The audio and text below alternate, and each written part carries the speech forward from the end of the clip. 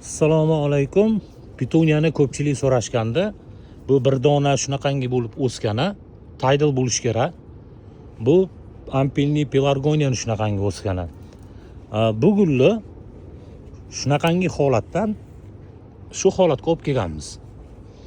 Internetda juda ham ko'p ma'lumot, yolg'on ma'lumot undan-da ko'p. Perix vodorod, har xil shunga o'xshagan aktivirованный o'g'il, gul parvarishida, askarbinka, har xil narsalarni aytishadi, ishonmaslik kerak.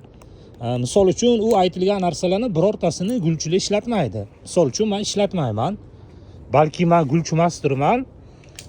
Lekin meni ko'paytirgan gullarimni turi ko'pligi, o'stirib ko'rganim. Har holda yomon emas, natijamiz bor.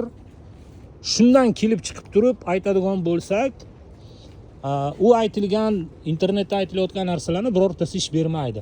Misol uchun biz pishni qilib o'stirmoqchimiz shunaqangi qilib. Bunda ham, bunisida ham farqi yo'q. Hozir hammasini kesib chiqyapman. Usuv nuqtasini, eng tepasini olib tashlaymiz. Sababi shoxlash kerak. O'simlikda shunaqangi tartibi bor ekan, yo qonuni bor ekan. Tepa qismini oladigan bo'lsangiz, taglardan shoxlab turib o'sar ekan. Olmaydigan bo'lsangiz, shoxlamaydi. Bir dona bo'lib o'sadi, qachondir shoxlaydi. O'sha o'syapgan shox o'sishdan to'xtasa, yo bo'ldi men zerikdim, sizlarga endi ruxsat desa, keyin yondagi shoxlari o'sishni boshlaydi. Ungacha o'smaydi. Shuning uchun eng tepa qismi olamiz. Shu holatda kesamiz. Ozuqasiga kelsa buni. Ozuqasiga keladigan bo'lsak, hozir kesgandan keyin yantarni kislota bersa bo'ladi, haqiqatan yordam beradi. Epinsirkon bersa ham bo'ladi, yordam beradi. Aminokislota yo bo'lmasa aminokislotani gummatda ham kislota bo'ladi, aminokislotalar bo'ladi. Shularni bersa bo'ladi. Bo'lmaydigan bo'lsa, joningizni qiynamasdan azotni o'zi. Machavina misol uchun 1 gram 1 litr suvga. Yo azotni o'zi, turlari ko'p bo'ladi uni ham. Yo bo'lmasa NPK azoti yuqori bo'lganini 5-6 kunda bargidan berib tursangiz bo'ladi. Tagidan bersangiz ham bo'ladi. U nima qilib beradi? U yon shoxlarini o'sishini, gulni o'zini o'sishini, barglarini yashil bo'lishini ta'minlab beradi. Siz uchini kesganingizda tagidagi barglarini orasidan, hammasini orasidan shoxlab o'solmay to'xtab turgan, misol uchun. Ko'rinayotgan bo'lsa kerak. Bular o'solmasdan to'xtab turgan. Yuqoridan olganimizdan keyin bular hammasi o'sishni boshlaydi. Siz tevadagi bir dona gulni olib tashlaysizda, misol uchun mana bir dona gulni olamiz. Bo'ldi. Quvvat bunga ketmaydi-da, tagidagi barg orasidan chiqqan, ko'rinyapti menimcha, bargini orasidan chiqayotgan yosh shoxlari hammasi o'sishni boshlaydi. Quvvatini o'shanga sarflashni boshlaydi. Va natijada bir dona gulni o'rniga ana olib tashadik-da. Bunda yarkiroq ko'ringan ekan, ko'rinish osonroq. Ana barg orasidan chiqyapti. Hamma barg orasida bor. Buni olib tashaganimizdan keyin ular harakatga tushadi hammasi. Shu holatda olamizda hammasi harakatga tushadi. Bir dona gulingizni o'rniga ko'pgina gul qilib ko'rasiz. Azot beradigan bo'lsangiz, shularni hammasini o'stirib beradi. Gulingizni yashnatib beradi, o'stirib beradi. Qanaqadir me'yorga kelganda, qanaqadir gullatish holatiga kelganda azotni 2 marta berasiz, yetadi. Bo'lmasa 1 marta o'sib olganda berasiz, ikkinchisida NPK bersangiz bo'laveradi. Azot, fosfor, kaliyni teng nisbatda 20 berasizmi, 25 berasizmi, farqi yo'q. Nisbatlari teng bo'lsa bo'laveradi. Undan keyin monokaliy fosfat bersangiz bo'ladi. Yo bo'lmasa, monokaliy fosfatni o'rniga 6-48-12 deganim bor. NPKni. 48% fosfori bor. Fosfor gullatishga yordam beradi. Ildizni rivojlantirishga yordam beradi. Kaliy gulni baquvvat bo'lishi va gullani haqiqiy rangini chiqarib berishiga yordam beradi. Shuning uchun 6% azot ozgina bo'lsa ham gulni o'sishdan to'xtatmasa, fosforimiz uni gullatib beradida, kaliyimiz uni chiroyini ochib beradi. Shunaqangi qilib turib bersangiz ham bo'laveradi. Internetda ko'radigan babushkina nima deydi? O'sha oddiy usuli siz buni bilarmidingiz? Qanaqadir tabletka, aptechniy dorilar, yo ularga ishonmaslik kerak. Hamma narsani ko'ravermaslik kerak. Bu bizni orqada qoloq bo'lib qolib ketishimizga sabab bo'ladi shu narsalar emas. Rostdan ham sabab bo'ladi. Sababi normalniy gul o'stiradigan odamlar misol uchun ko'pda, unaqanginari yaxshigina usta odamlar juda ham ko'p. Rosta biz ustimizdan kuladi xolos. Biz qotib qolmasligimiz kerak. Biz azot, fosfor, kaliyni, aminokislotalarni, umuman shu qo'shimcha stimulyator va mikroelementlarni qaysi paytda qanaqangi miqdorda berishni o'rganib oladigan bo'lsak, biz hamma gulimizni zo'r qilib o'stirsa bo'laveradi. Uy sharoitida ham qiyin emas. Xitoydan keladigan gulni ham yana shu Xitoydan keladigan gulga azaliyani aytishda adashmasam, muzni yaxshi ko'radi, muzli suv berish kerak. Limonni yaxshi ko'radi, limonni siqib limon berib turing. Yo'q, ular noto'g'ri ular. Bu noto'g'ri. Eng achinarli tomoni, shunaqangi videolarni ko'radigan bo'lsangiz, prosmotri bir dunyo bo'ladi. Prosmotri ko'pgina bo'ladi. Odamlar bir-biriga jo'natgan, odamlar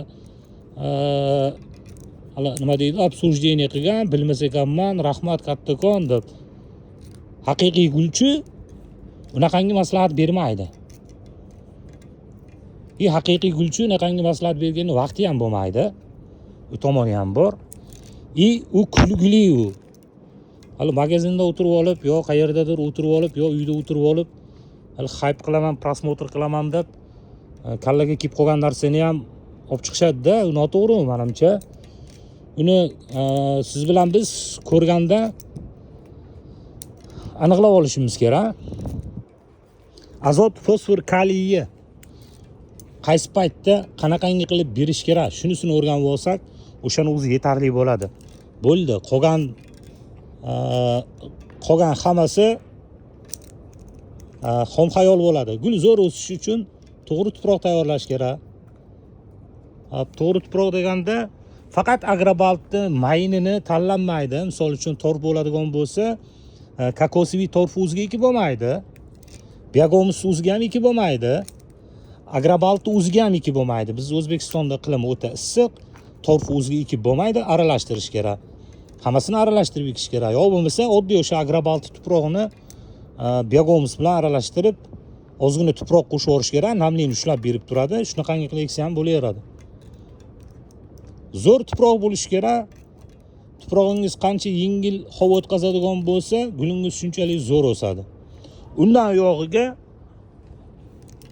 ximiya deydi ko'pchilik, ximiya emas, bu ozuqasi, gulli ozuqasi. Azot, fosfor, kaliy. O'stiradi, gullatadi, kasallikka chidamli qiladi. Gulni ta'minlab beradi shu bilan.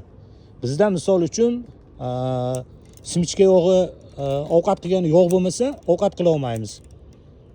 Uni bo'lmasa, non yeya olmaymiz. Buni ham xuddi shu ovqati azot, fosfor, kaliy bo'ladi. Qolganlari mikroelementlari bo'ladi. Ehtiyoji uchun kerak bo'ladigani. Va yana eng asosiy qoidasi, juda ham ko'pchilik quritib qo'yishadi-yu, suv bo'ladi. Ko'p suv quyish bo'ladi. Kichkina gulni katta tuvakka ekib qo'yish bo'ladi. Sababi ko'p suv quyganingizda suv o'ldirmaydi gulni.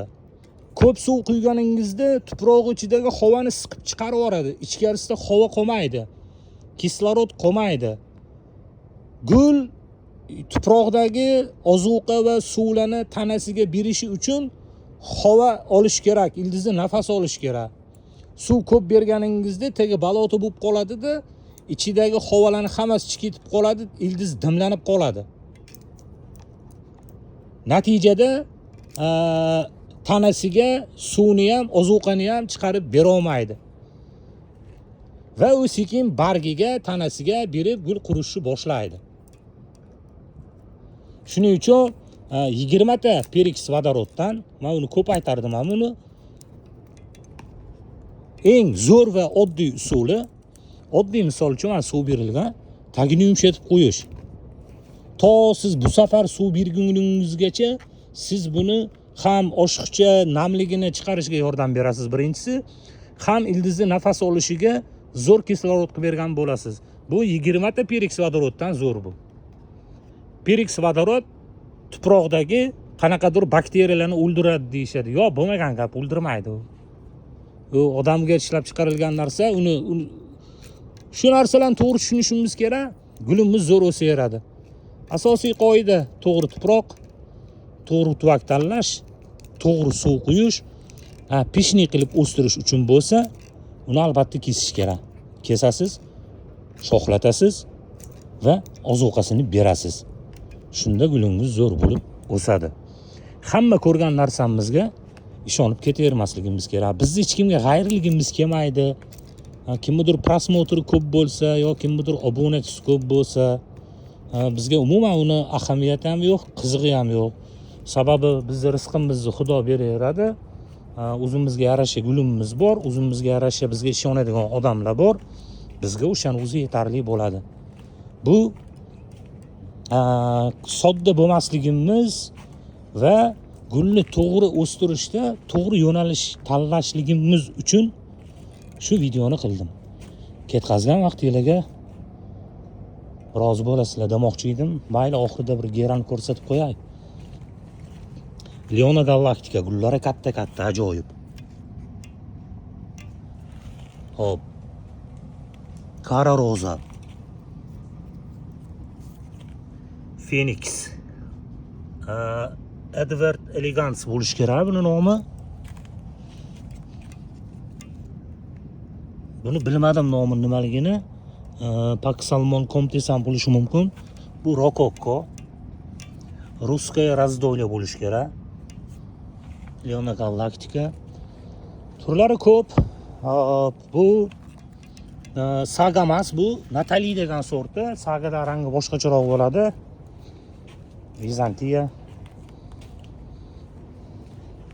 Bularni ham chiqarishi Merilzon 2 ochilgani.